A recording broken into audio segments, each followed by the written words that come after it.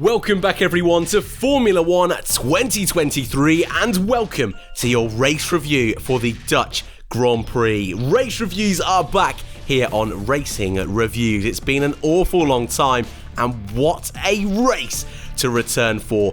I would argue, spicy take, first one of the pod today, I would say race of the season so far. It's not been the most exciting year, but this Grand Prix had it all. Intrigue, strategy, a sprinkling of weather conditions. We also had history in the making. 3 different teams on the podiums. We had a red flag, we had a safety car, we had inter-team squabbles, we had team strategy calls going right and wrong. We just have so much to talk about. Intro, it was a bit of a classic, but it will be updated for next time out, don't you worry. So, as always, spoiler warning for today's Grand Prix is now out of the way. If you are new, feel free to subscribe. But without further ado, let's take a look at your race results for the Dutch Grand Prix of 2023.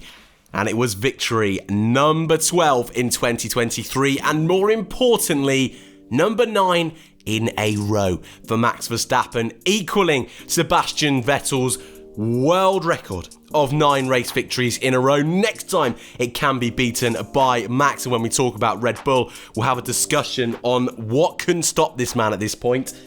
Not a lot is the answer. Fernando Alonso back on the podium for the first time since Canada. A welcome return to form all weekend really from Aston Martin. And Pierre Gasly back on the podium. His first official podium for Alpine, of course, was top 3 in Spa in the sprint race, but his first official Grand Prix podium since Baku 2021 for AlphaTauri. Great drive from Gasly today. P4 was Sergio Perez, still hanging in there for second in the driver's standings, but that title looks well and truly over. And we've got a lot to talk about with Checo in this one, but a 4th place, he will not be a happy boy whatsoever. Carlos Sainz, Ferrari's top man today, P5, with Lewis Hamilton and Lando Norris right behind him in P6 and 7, unable to get past the Spaniard in the closing stages. Albon 4th on the grid, 8th at the checkered flag.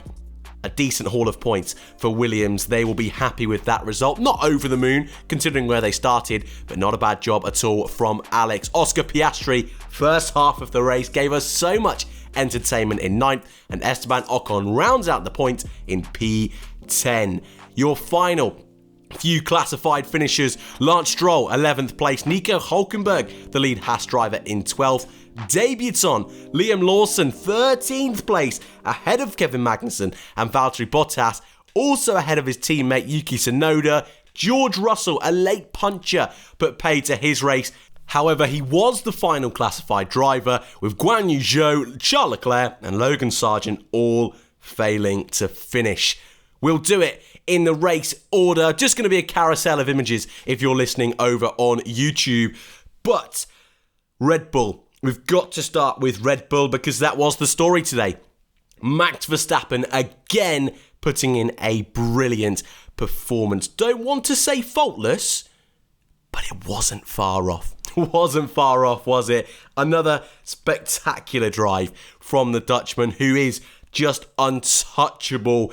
You run out of superlatives with this man because he is just a machine and can grind out those results.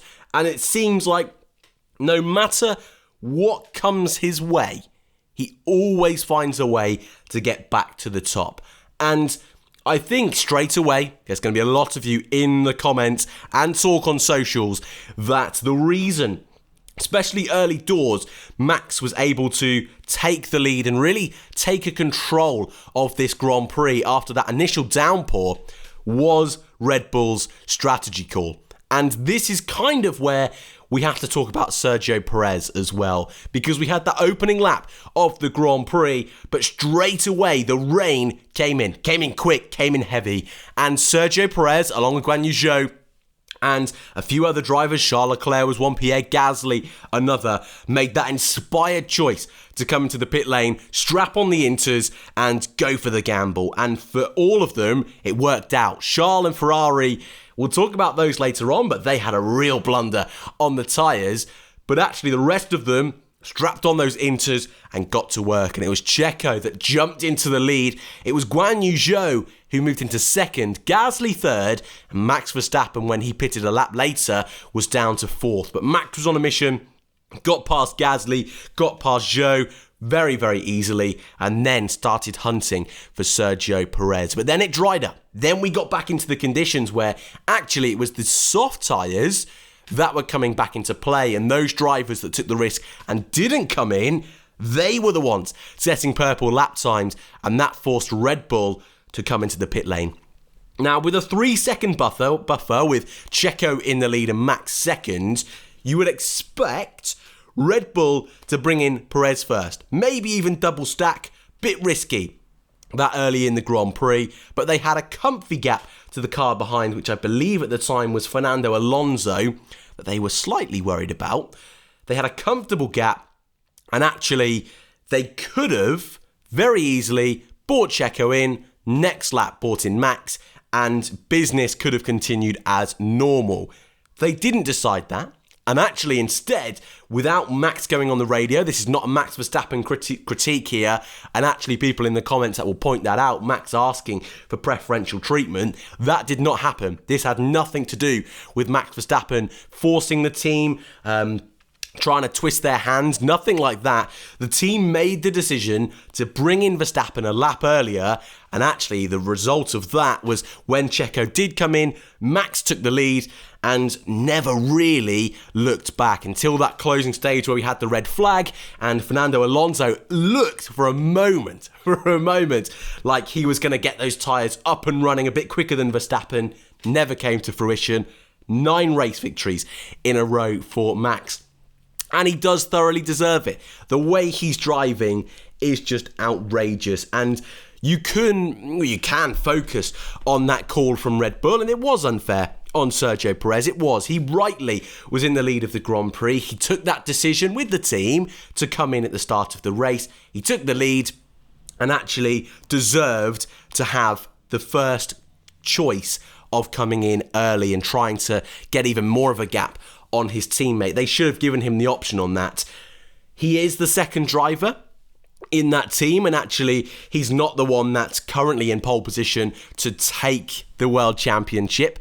And Red Bull maybe had one eye on the fact that they are breaking records this year, and they want to be able to break their own records and cement their place in Formula One history. So yes, they would have had an eye on that, but I don't want to dwell on it too much.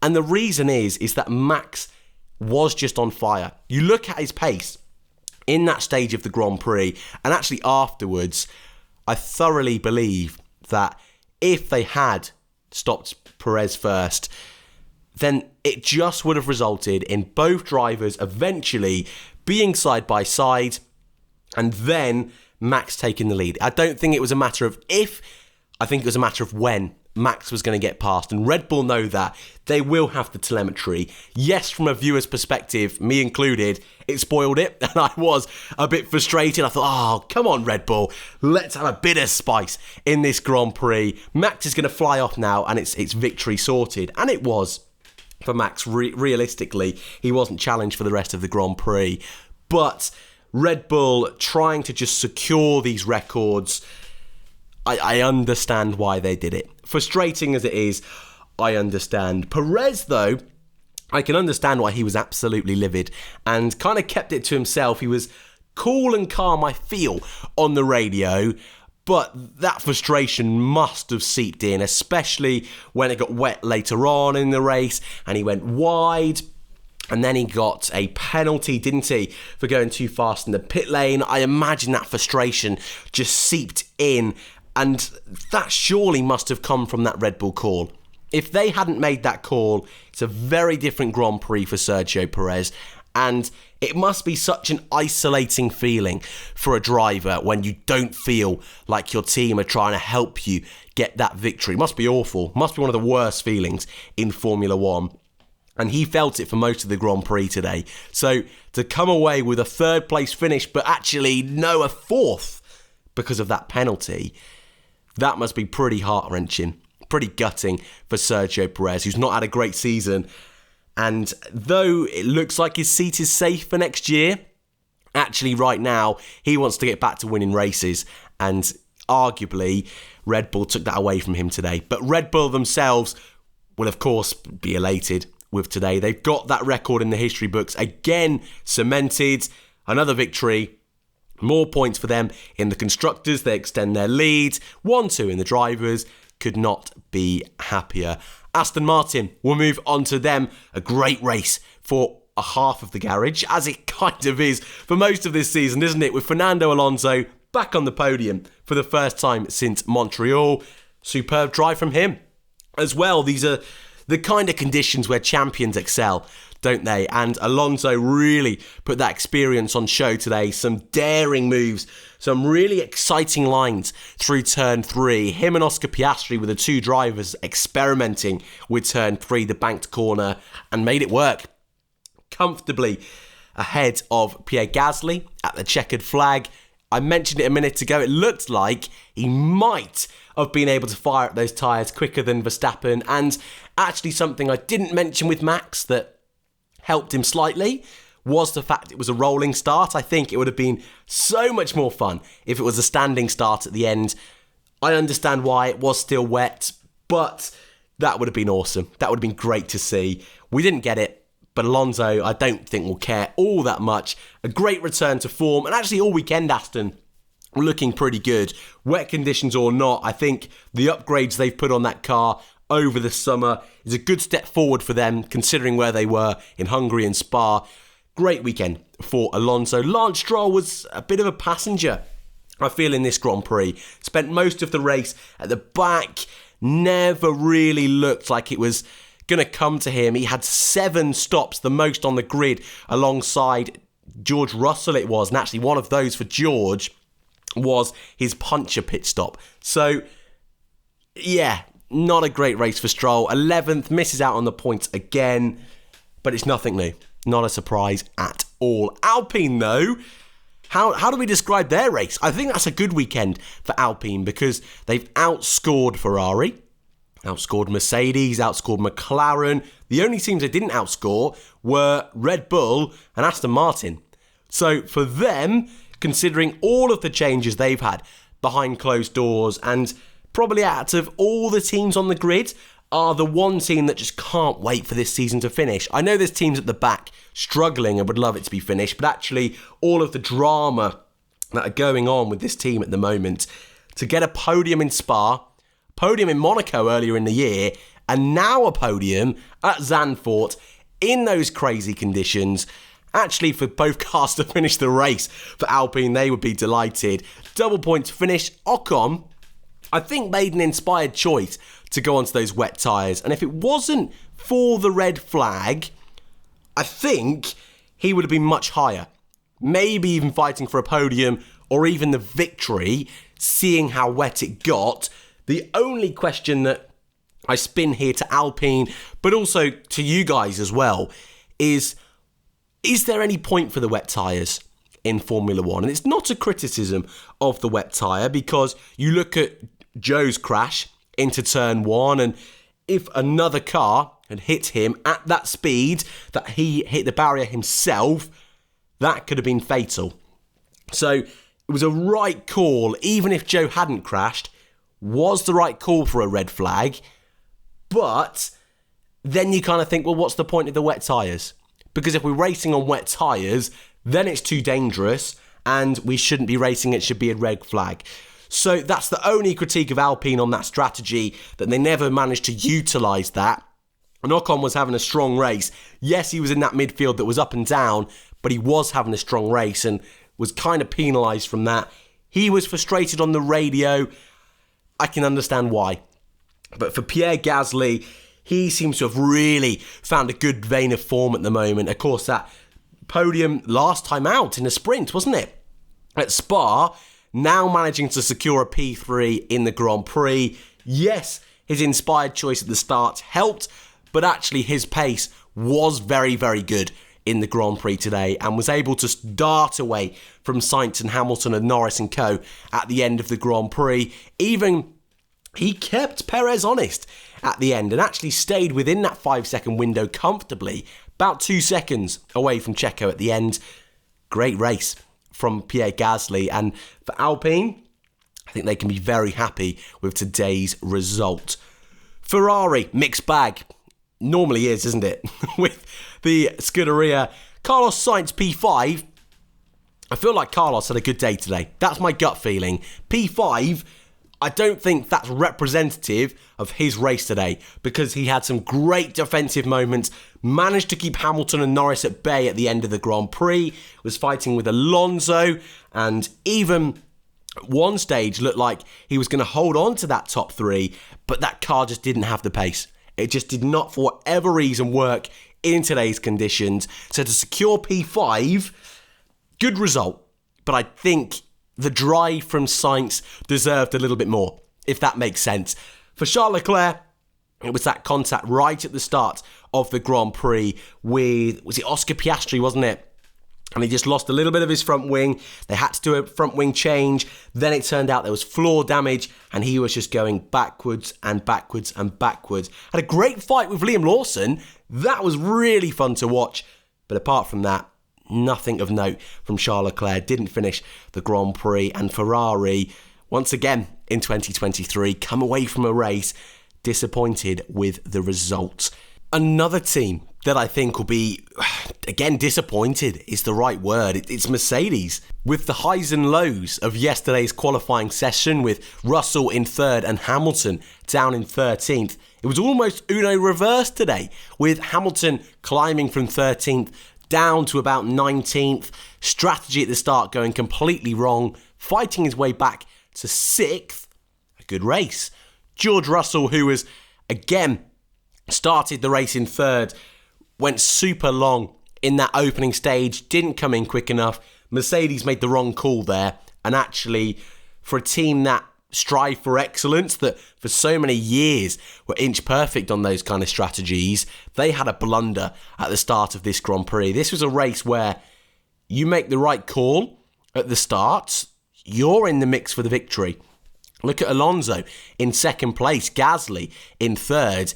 They didn't make all of the right calls today. This was a race. You nail those calls, you win the Grand Prix. You make an inspired choice, you win. And they just didn't do it at the right times. Even with Hamilton out of place, they should have been one of those teams on the opening lap to go for the gamble, to strap the Inters on, and they didn't. They were slow. It was very un-Mercedes-like, and they've kind of paid the cost for that today. Russell, who was in the mix for points, it was a shame, yes.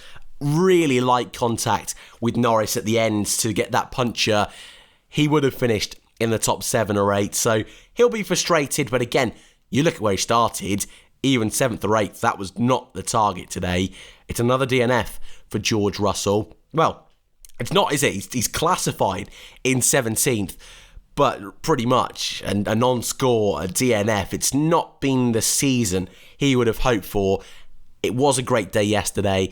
Maybe that's a sign of things to come yesterday rather than today. That was so chaotic. And for Hamilton, yesterday, again, was a disappointment. 13th place. That's not what Lewis Hamilton strives for in Formula One. However, he was able to get his elbows out today. He was able to race in those damp, wet conditions that he loves so, so much. So we did see a good side of Lewis Hamilton today. Made some daring moves, some brave moves, and plenty of drivers I think will not, a bit like Lando Norris, will not want to see Yuki Tsunoda in a hurry. Yuki did some great defending today, so that was fun to watch. But actually, for Lewis, he's hunting down P3, and actually Alonso's got ahead of him by a fair chunk of points after today's result. But in terms of an enjoyable race to drive, that's got to be up there with one of his most enjoyable of the season. Lando Norris, perhaps the biggest loser in today's Grand Prix. Even though he drove a good race, it was just strategy. And McLaren, one of those teams that just didn't get it right today, went way too long at the start of the Grand Prix. They desperately needed Jenson Button on the calls on this one, because JB was always the master of nailing when to come in on the Inters, and they just took too long. stayed out on the softs, it backfired. Oscar never even came onto the inters at the start. And actually, though Norris was able to slowly work his way back through, Oscar, at one stage, he was the quickest, wasn't he?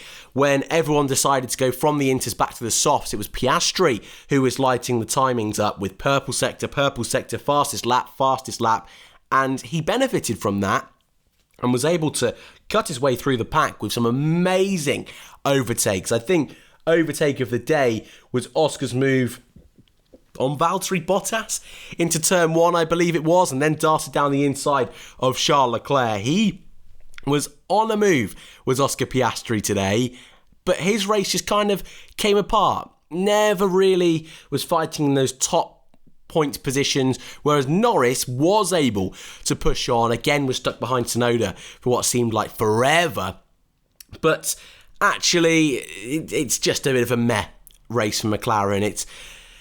It's an okay one when you look at where they started the year. It's an okay one for Piastri, considering he needs to be getting experience now, and what a race to get experience from. Both cars finished, but actually for a team that are striving for much higher things, for a team that I predicted to win this weekend, that's not the race they would have hoped for at all. Like Mercedes, need to do better on the strategy calls operationally, but actually in a race with so many twists and turns, anyone could have lost out today.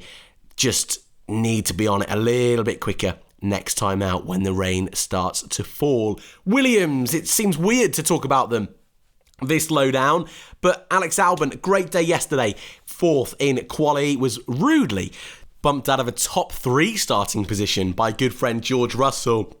And the race was a funny one. I feel like for Albon, again, like Norris, like Hamilton, they should have come in. And hindsight is a wonderful thing, it really is. But that was the call that they missed today, like so many others up and down the field. They went really long. He avoided the inters like so many drivers did in that opening stage. And actually, when we did get back to the dry, had really good pace and was able to keep tabs with Norris, with Hamilton stay in front of Piastri, Ocon, Stroll. And that Williams car looks like from quali, and considering Logie Sarge was also in the top 10 in quali, they would have wanted more from this weekend. There's no doubt about that. Their car suited this track. It could have been a big haul of points. But they've outscored their rivals again. 4 points in that fight at the back is huge, is massive. I know it's 4 points, and even if they're one place higher, 6, even better. But it is huge, and that will mean the world to them. Albon still driving on fire. Logan Sargent was our first driver out really early on in the Grand Prix. During those wet conditions, was the cause of that early safety car. And it's again a strange one for Logan because there's glimpses there of a quick driver. Top 10 in Q3 for the first time, but then crashing out of Q3, crashing out of the race. That is not what you need to do when your future is up in the air. When you've got big rookie talents like Drugovich and Vesti and Pourchaire on the sidelines deserving of an F1 seat. You've got Mick Schumacher, who's out of Formula One at the moment. He deserves a chance. Daniel Ricciardo, with Lawson stepping in this weekend, there's no guarantee Ricciardo won't be on the market next year. So Williams have choices for next year, and this wasn't the one for Logan Sargent, but a good step in the right direction for the team, actually. And again, it's something that I even spoke about probably in my last race review. You look at their performances last season, 2021, 2020, they're a team going forward. It's slow, but they're a team that are making the right decisions, and they are moving up the grid. So Williams, not a bad job today. We've only got 3 more teams to talk about, and we'll fly through them really, because Haas, in all of the chaos, were very, very quiet today. And for a team that normally love the chaos and are normally in the heart of chaos, wasn't much going on. Hulkenberg stayed out, went really long, and even though at the safety car they were in the points with Kevin Magnussen, the race pace isn't there. It's not there. And K-Mag was really on the edge with some of his defensive manoeuvres, got a black and white flag for, was it fighting with Esteban Ocon into turn 1, squeezing him up into the wall? Not on. I believe it was Ocon. I could be mistaken there. There was so much that went on in today's Grand Prix, so please correct me in the comments for who it was. But there were some moves right on the edge. But for K-Mag, a penalty? What's a penalty for a team like Haas when you're fighting for any scraps of points? It's dangerous. It was very K-Mag. But apart from that, a nothingy weekend. And a team that started the year with some good pace, points, could have been a podium in Australia if things had gone their way with that red flag at the end. It's just not turning out for them. They're another team that can't wait for the end of the year. Alfa Romeo, Bottas 15th, a driver that was at the points early on in the Grand Prix. Another team, though, that just don't have the pace right now. And it's Bottas who was getting swallowed up, and lots of drivers making awesome moves to get round Valtteri Bottas, but he was going backwards and backwards and backwards throughout the Grand Prix. And Guan Yu Zhou was up in second place at the start of the race, made that inspired call with Sergio Perez to go onto the Inters, but again, like Valtteri, just slowly trickled backwards throughout the Grand Prix, had to change tyres pretty early on compared to others around him because the deg on the Alfa was just too high, and then eventually was the cause of that red flag. I'm not going to put too much blame on him because if it wasn't him, another driver was going to do it. Hamilton was in the gravel, Bottas was in the gravel, Perez went off at turn 1. They were treacherous conditions, so nothing against Zhou. I actually think he had a really strong race today. So if we're looking at his future, I think he did exactly what he needed to do. Of course, keeping out of the barriers is important, yes, but again, anyone could have made that mistake, and it was only a matter of time until someone went into the barriers and aquaplaning. Really, there's not much you can do. And the final team to talk about is actually AlphaTauri. I should have talked about them before Alfa Romeo, actually, so I do apologise to Liam Lawson, who finished 13th, which is a great effort from the rookie Kiwi. Yuki Tsunoda did finish behind him on the road, but had a penalty, so it was bumped down to 16th. So for Lawson, 13th, beating his teammate, that's one thing. That is one thing. But the bigger achievement for him this weekend was finishing what was a bloody chaotic race with constant changes in track temps, in weather, with red flags and safety cars. And yes, he did have a penalty, didn't he, early on? I can't remember quite what for. Was it for speeding in the pit lane himself? I believe it was. But to come away with a Grand Prix finish in 13th, only 3 spots out of the points, in an AlphaTauri, where he overtook Charles Leclerc and had a great fight, that's a cracking debut. Not the best we've ever seen, but actually really strong from Liam Lawson. And if this turns out to be the only race he does, I don't think it will, because with Ricciardo's surgery, the average person, I think Christian Horner said it takes about 14 weeks. These guys are superhumans, so it'll be a lot quicker than that. So expect to see Lawson in Spa, maybe in Singapore as well. We'll have to wait and see. But if this turns out to be his only race, again, don't think it will, very, very good impression from Liam Lawson. Did a great job of inspiring a drive for next year. And for Yuki-san, tell you what, that man can defend. That man has a real knack of putting in some monster performances and then coming away with nothing. That car is not the one. It's not a quick car, but he puts it in some positions it should not be and puts on a display every weekend. A great drive from Yuki Tsunoda. I've not done this for a while. I feel like the sore throat is kicking in a little bit, but we're almost at the half an hour mark. So let's wrap this thing up with a driver of the day and a race rating. For race rating, again, I think best of the year, not faultless, but very, very good. I'm going for a 9 out of 10. And though it was a max win again, I think people would have given it a 10 if Alonso had nicked him at the end. I think they would. And so for that, I've got to give it a 9. Yes, it would have been nice for a mix-up, but actually, Max was sublime today. History was made.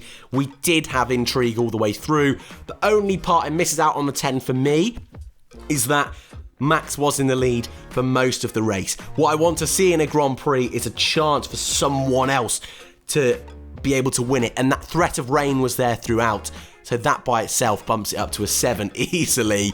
But the fact that Max was unchallenged, just the bit that holds it back. Maybe I'm being too kind, but I came away with such a good feeling after this one, despite that 9th victory in a row.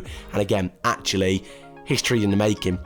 That was a great Grand Prix from Max Verstappen, and just a really enjoyable watch for what seems like the first time in a very long time in Formula 1. And my driver of the day, it's hard to choose. It is Max Verstappen. It feels wrong to not choose him, but I'm not gonna, because Pierre Gasly is the one I'm gonna go for. He's in an Alpine, a team that are really struggling at the moment, and to put on a drive like that, inspired choices on strategy, keep all 4 wheels in the white lines all day long, and actually challenge cars that team should not be challenging. Keeping Perez honest at the end, not struggling under the pressure when the podium was on the line. Pierre Gasly, my driver of the day. But I'd love to know yours in the comment section down below. That's it from me.